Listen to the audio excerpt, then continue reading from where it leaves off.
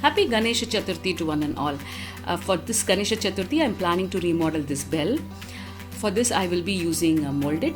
Apply talcum powder on the surface that you will be working on. So there are two components here. One is the resin and one is the hardener. You will have to mix up both of them until it becomes a homogeneous mixture. I have used 2 packs of Mold It for this, for 2 bells. Mix it until you get a nice light grey color mixture. I am separating these into a few balls. Now I am making a Ganesha. It is an abstract Ganesha, so you will not be able to see the complete features.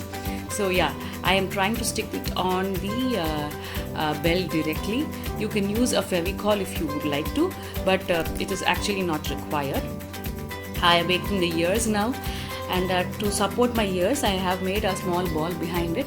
I will be using something similar wherever I will, think that wherever I feel that the structure will not be supported. So, for example, I will be using like that for the hand. This is supposed to be the thighs or the position in which he's sitting to represent the legs. And now I'm making the hands.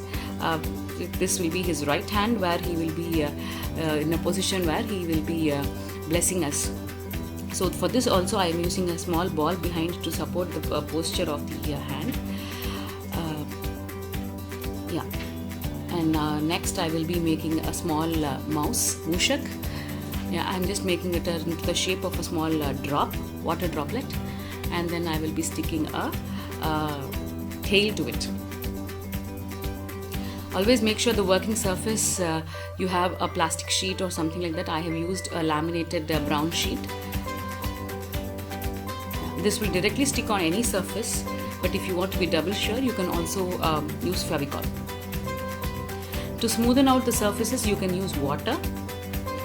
Touch it up with a little bit. Touch your fingers with a little bit of water, and you can start smoothening the surface. So I have 2 bells here with 2 Ganeshas for both the sides of my surface, and I would like to paint this with a dark maroon color that will match the color of my door. So here I am trying to get an antique finish with the silver color and gold color. So wherever I feel that it is not covered up, I am touching it up with the brush. Otherwise I am using a sponge to dab the entire paint. Once it has dried up, I am using a little bit of rust color and mixing it up with silver, and I am dabbing it once again with the sponge, and I am applying it on the complete surface. So you have to let the layers dry before you apply the next coat of paint.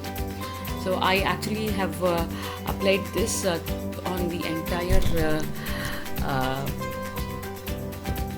bell, even Ganesha included, and then I felt that probably Ganesha will stand out if it had the golden color.